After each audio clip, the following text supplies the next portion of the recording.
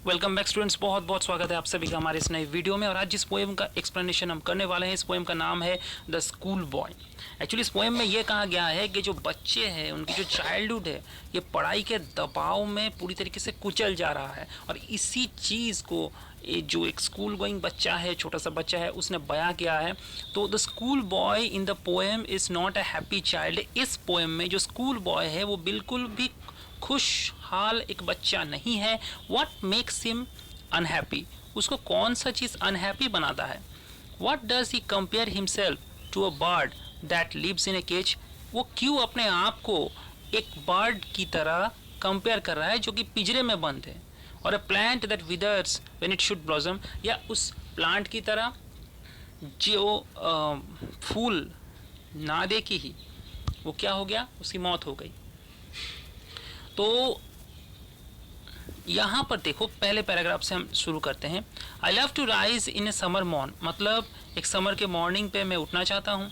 When the birds sing on every tree, जब जो birds हैं वो हर पेड़ पे गाना गा रही हो। The distant huntsman winds his horn, दूर से शिकारी अपनी आवाज़ कर रहा।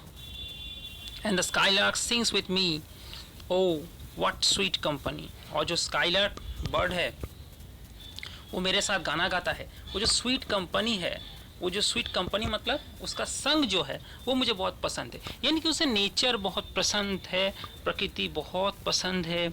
और यहाँ पर प्रकृति में जो कुछ भी हो रहा है वो चीज़ उसको बहुत ही अच्छा लगता है, वो अच्छा महसूस करता है। लेकिन वो दूसरी साइड को देखो, but to go to school in a summer morning, लेकिन एक समर के मॉर्निंग पे स्कूल जाना, oh it drives all joy, पूरा जो खुशी है वो खुशी को छीन लेता है। Under a cruel eye outworn the little one spend the day in sighing and dismay, मतलब एक गुस्सेल से आँख के अंडर में, टीचर का गुस्सेल आँख होता है, ठीक है। टीचर स्टूडेंट को स्ट्रिक्ट डिसिप्लिन में रखता है, पढ़ाई नहीं करोगे तो पनिशमेंट मिलता है। अब इसके अंदर में उसको वही दिन जिसमें चारों ओर सब कुछ खुशहाली है। देखो, समर का मतलब हमारे यहाँ पर तो बहुत तकलीफदायक है, लेकिन हमारे लिए विंटर अच्छा है। लेकिन जो ठंड के देश हैं वहाँ पर समर उन लोगों के लिए बाहर निकलने का मौसम, के विंटर में तो बर्फ़ गिर रहे होते हैं, समर में वो लोग घूमने निकलते हैं, तो वो खुशी से बिताने का समय होता है। लेकिन यहाँ पर उसे टीचर्स के अंडर में बिताना पड़ता है समय।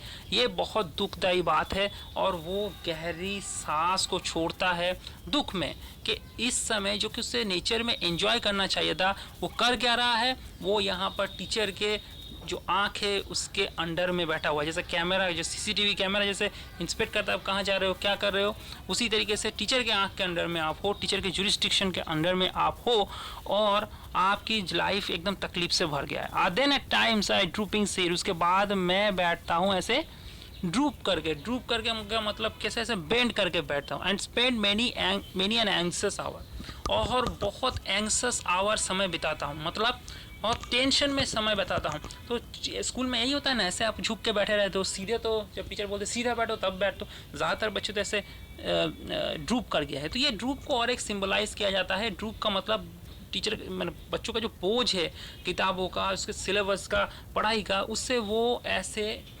बॉडी स्ट्रेट नहीं होती, वो झुक जाती है, यानी कि उसका बहुत दबाव है। Not spend many an anxious hour, और मैं टेंशन पे समय बिताऊँ तो कब टीचर क्वेश्चन करे, कब पनिशमेंट दे। And not in my book can I take delight, किताबों में मुझे अच्छा नहीं लगता।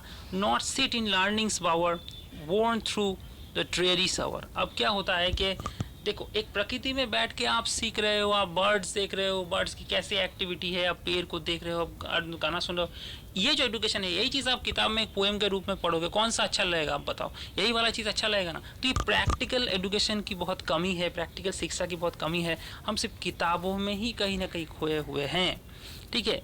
तो यहाँ पर बच्चा क्या होता है कि जिस समय उसे खेलने कूदने का टाइम है, एंजॉय करने का टाइम है, उस टाइम पे उसके ऊपर किताब दे दिया जाता है, कॉपी दे दिया जाता है, उसे होमवर्क करना पड़ता है, उसकी जो ज़िंदगी है वो तहस नहस हो जाती है, उसका बचपन छिन जाता है। यहाँ पर इसीलिए ही इसके बाद से क्या कॉन्सेप्ट आया, ये सब जो पोएम्स, ये जो चिंता है, सोच है, इसके बाद से प्ले स्कूल आ गया। अब देखो बच्चों को अभी तो नया शिक्षा नीति भी आ चुका है जिसमें बच्चे प्ले स्कूल में पढ़ेंगे। प्ले स्कूल में मतलब क्या होगा कि बच्चे वहाँ पर खेल कूद करेंगे। पहले जो 2 साल होंगे उसमें कोई पढ़ाई होगी ही नहीं, ठीक है। तो ये इसी कॉन्सेप्ट को ध्यान में रखते हुए चीज़ किया गया है। How can a child when fears annoy but droop his tender wing and forget his youthful spring.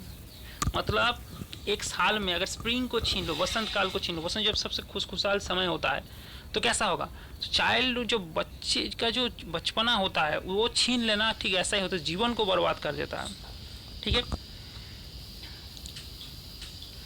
O father and mother if birds are nipped and the blossoms blown away, अगर आप जब कली खिलती है एकदम खिलने के समय आप उसको तोड़ दोगे तो क्या होगा, वो फूल कैसे बनेगा, उसकी सारे विकास कैसी होगी, मानसिक विकास कैसी होगी। And if the tender plants are stripped of their joy in the spring day by sorrow and cares of dismay, जिस समय उसको खुशी मिलनी चाहिए थी उस समय वो दुख में दर्द में समय को बिता रहा है।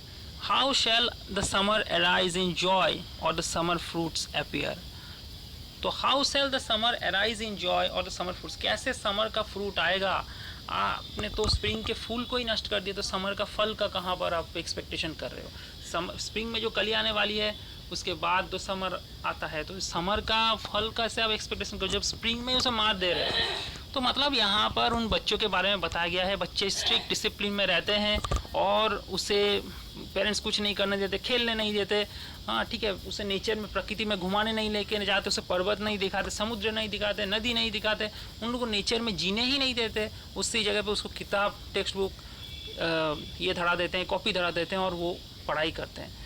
और ऐसे क्या होगा, इस टाइम में खेलने कूदने का टाइम होता है, एंजॉय करने का टाइम होता है, और इसी को ही क्या किया जा रहा है, अगर सप्रेस कर देंगे हम तो इसमें ग्रोथ नहीं होगा। मैं आपको एक एग्जांपल देता हूँ, रविंद्रनाथ टैगोर जो नोबेल प्राइज़ लाए थे 1913 में, उन्होंने स्कूल में कुछ समय तक ही पढ़ा, उसके बाद उन्होंने पढ़ाई छोड़ दी, तो वो नेचर में रहे, उसके बाद ही अच्छे पोएट बन पाते। ऐसा ज़रूरी नहीं है कि आप स्कूल में ही रहोगे तब अच्छे बनोगे। एक्चुअली बात यह है क्या, स्कूल का भी जिम्मेदारी नहीं, स्कूल भी ज़रूरी होता है इंसान के लाइफ में, लेकिन एक्चुअल बात यह है कि जो टेक्निक है ये टेक्निक गलत है, ठीक है। बच्चों के जिस समय खेलने कूदने का टाइम है उस समय उसे खेलना कूदना चाहिए।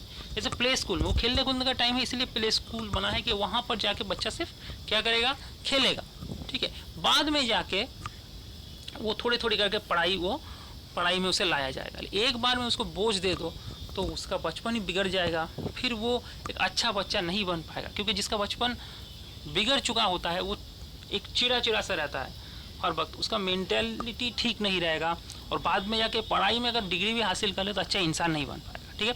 तो आज के लिए इतना ही।